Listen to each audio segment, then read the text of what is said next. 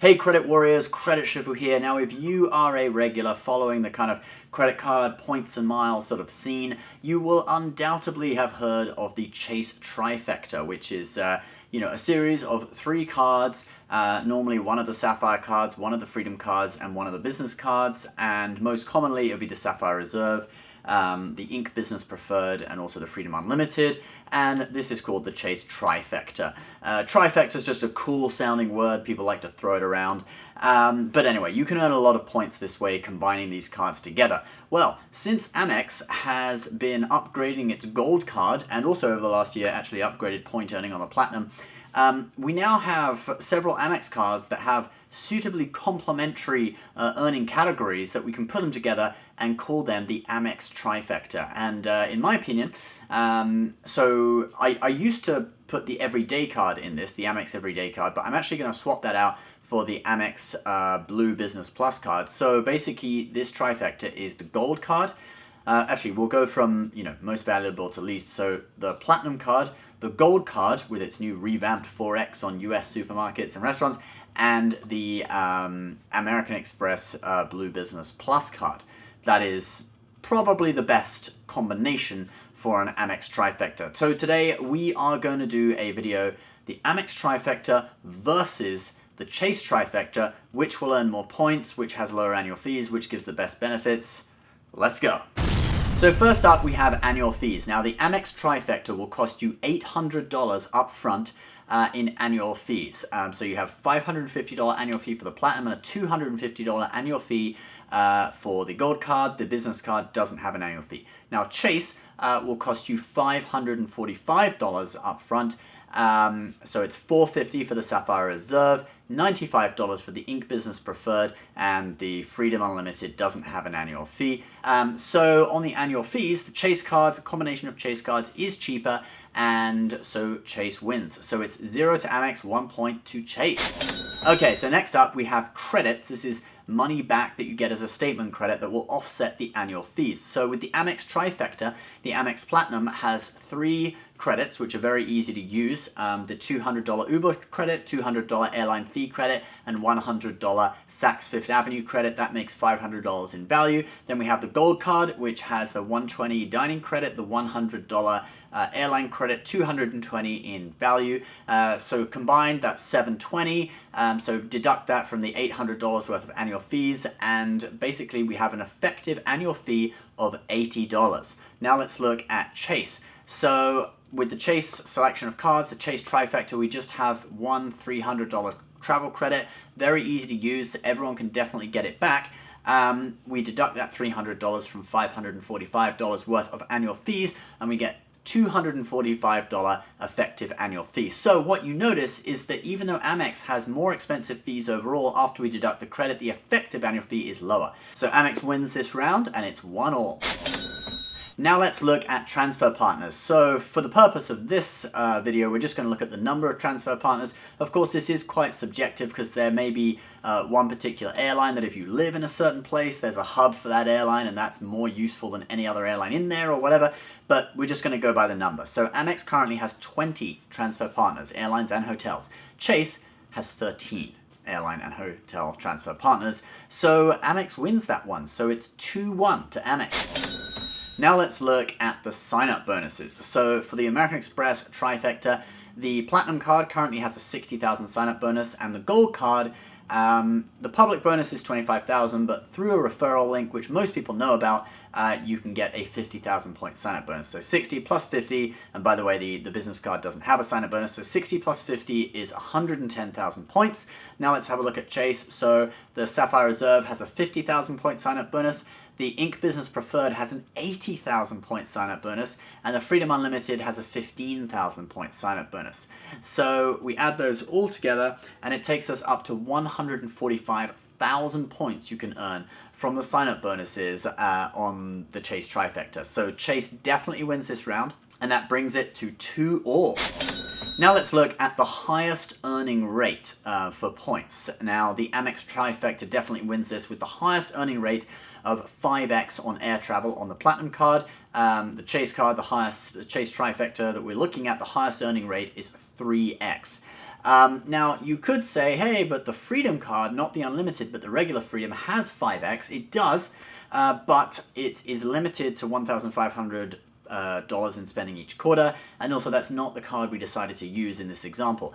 We will, however, talk a little bit about the Chase Freedom and how it can be incorporated into this at the end of this video. But for this round, Amex wins, and that brings us to 3-2. We're now kind of going to go through quick fire several different earning categories. So for dining, the American Express Trifecta wins 4x on the gold card for US restaurants. Chase is 3x in the dining category on the CSR for US and international restaurants, but because the rate is higher, we will say that Amex wins that one, and that takes us to 4-2. Then we have air travel earnings rate. Well, the Amex earns 5x on air travel, air tickets booked directly with airlines with the Platinum card, and Chase earns 3x on air tickets because it's part of the travel category on the Chase Sapphire Reserve, also on the business card too. So that Amex wins that one, brings us to 5-2. Non-air travel spending, Amex, it's 2x on the business card because the business card earns 2 points per dollar back on everything, and Chase, it's 3x with the CSR, and also with the business preferred. So that brings us to 5-3, 1 extra point added for Chase. Now let's go to foreign use. So the Chase Trifecta does fare better for foreign use. One, the restaurants category, the dining category on the Sapphire Reserve is valid for restaurants all across the world, whereas the Gold Card's new 4x category is limited to US restaurants only. In addition to that, the Chase cards are Visa, whereas the American Express ones obviously are American Express, and acceptance for Visa is just better overseas. You know, in Europe, there's a lot of places, a lot of smaller stores that will say no Amex. It really sucks, but you know, especially outside of the big cities, so Visa is much more widely accepted. So Chase wins that round, bringing us to 5 to Amex and 4 to Chase. Our next round is called Special Things, okay? And basically all of these cards actually have little special things about them. So for Amex, we have Amex Offers, which can save you a lot of money. The Hotel Collection, of course, the Centurion Lounges, which a lot of people love. And then Chase, the Chase Inc. Business Preferred gives you $600 cell phone protection. Obviously, you get Priority Pass with the Sapphire Reserve. You get access to Sapphire concerts and events. There's the Sapphire Lounges, which have been popping up in New York City, kind of temporary lounge thing in the city. So I would call that a draw. I'm going to add 1 point to each, which takes us to 6-5. Okay, ladies and gentlemen, we are now at the real big test. We're going to look at spending in a sort of reasonably average budget, and we're going to see how many points you could earn. Now, this budget I have kind of made up myself. I did do a video before talking about the Chase Trifecta and looking at what could be considered the average American household's budget that comes from government research and stuff, but it was just too complicated with too many different categories. I wanted to simplify it, so I've done a sort of simpler budget based kind of loosely off of my spending with a few more things added in. So let's take a look at these categories. So first of all, supermarkets, we're going to go off spending $150 a week at supermarkets, so that's $7,800 a year. So the Amex Trifecta, you'd use the gold card and you would earn a rate of 4x per dollar, and that's 32,200 points. With Chase, you would use the Freedom Unlimited, 1.5 points per dollar, and you'd earn 11,700 points. Now we have restaurants, and I'm going to estimate that we're going to spend $100 a week at restaurants and $200 a year. With Amex, we'd use the gold card, again, 4x, so that's 20,800. With Chase, we'd use the Sapphire Reserve, so that's 15,600 points. Air travel, I'm going to say about 3,000 a year, perhaps, the average person would spend on air travel. That's going to be 15,000 points on Amex, so you're using the gold card at 5x. And for Chase, we're going to get 3x on the Sapphire Reserve, that's 9,000. Non-air travel spending, I'm going to put $200 per month for that, because if you live in, say, New York City, a subway card is a little over $100, and then maybe bring up another $100 for Ubers and taxis and stuff, approximately $200, so that's $2,400 a year. So the Amex, you would earn 4,800 points on that with the business card at 2x. Chase, you'd earn 7,200, a little bit more, because you're getting 3x from the CSR. We'll now look at cable and phone bill. I'm going to allot $100 a month for that, so over the course of a year, That's going to be 1,200 points. With the Amex Trifecta, you're getting 2 points back per dollar with that blue business card, so you get 2,400 points. With Chase, it's 3x because cell phone and cable is one of the categories on the Inc. Business Preferred, so that's going to be 3,600 points per year. And now I've got another category which I just call random spending, no bonus category, and that's $5,000 a year. And so we're going to say the Amex would earn 10,000 points because that blue business card, that gets 2x per dollar. So that's the card that you're going to use when there's no bonus category, just random spending. The Chase, when you have no bonus category, you use the Freedom Unlimited, 1.5x per dollar. So that's going to be 7,500 points. So let's total it all up now. So the total spending that this family did, or this person did, is $24,600 in the course of a year. That's reasonably average. You know, the average household income is going to be around $50,000. So once you take out tax and things like rent that you normally can't pay with a credit card unless you use a service like Plastic. But anyway, that's kind of another thing. So once you take out that, it's going to be around 25,000, something like that. So how many points did Amex earn after we totaled this up? So the Amex Trifecta earned 85,200 points, and the Chase Trifecta earned, wait for it, just 52,200 points. So, wow, you know, I was pretty surprised by this as well. The Amex Trifecta is considerably stronger on point earning now with this kind of sample budget. Now, you may say, what if we add in the regular Freedom with its 5% quarterly categories into the mix as well, and see maybe the Chase could be competitive with Amex if we had that card in there, okay? So, the Chase Freedom, it can earn 7,500 points per quarter in those 5% categories, right? Because it's limited to $1,500 in spending. So, if we add that all together, because there's 4 quarters in a year, so that's 30,000, then, and you would be spending $6,000 to that. So, we then have to deduct 9,000 points.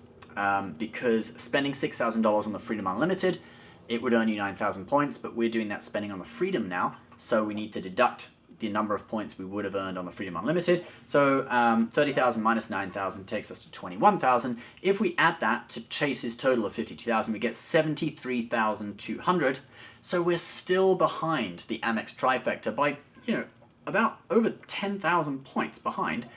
And we're using 4 cards, so that's like an unfair advantage to Chase. It's like a quadrifecta, it's not a trifecta anymore. So the Amex Trifecta, you really can earn a lot more points, at least to the way we worked it out in this video. So it's a point to Amex for this last one, so that takes us to 7-5. And so Amex actually wins overall. The Amex Trifecta is better than the Chase Trifecta. It's official, guys. Well, not so fast, because if you own a business that has a lot of spending in certain categories, for example, postage or online advertising, you can earn a huge amount of points from the Inc. Business Preferred. Also, if you are in the first year and your spending isn't that high, but you do get all the sign-up bonuses, you're going to get way more sign-up bonuses, way more sign-up bonus points, over like 35,000 more from the Chase Trifecta than you will from the Amex Trifecta. So for certain people, the Chase Trifecta will prove better, but exactly the same spending and a sort of average budget and stuff, the Amex Trifecta is earning more points. So average budget, the Amex Trifecta is earning more points. It also has lower effective annual fees, and the cars are more stylish looking. So guys, you can kind of take that, you can look at your own budget, work it out. It's not set in stone, but that's just kind of a little bit of an appraisal of it. As always, we'll put some of our favorite credit cards down below, favorite travel credit cards, which do include some of the Chase Sapphire cards and Amex cards. If you want to find out more about those cards, don't hesitate to click the link below and have a look. These are offers from our partners, so it does help out the show if you use our links, just to let you know. Thanks so much, guys, for watching. Please leave your comments on what you think about this below. We'll see you next time. Please subscribe if you're new. Bye-bye.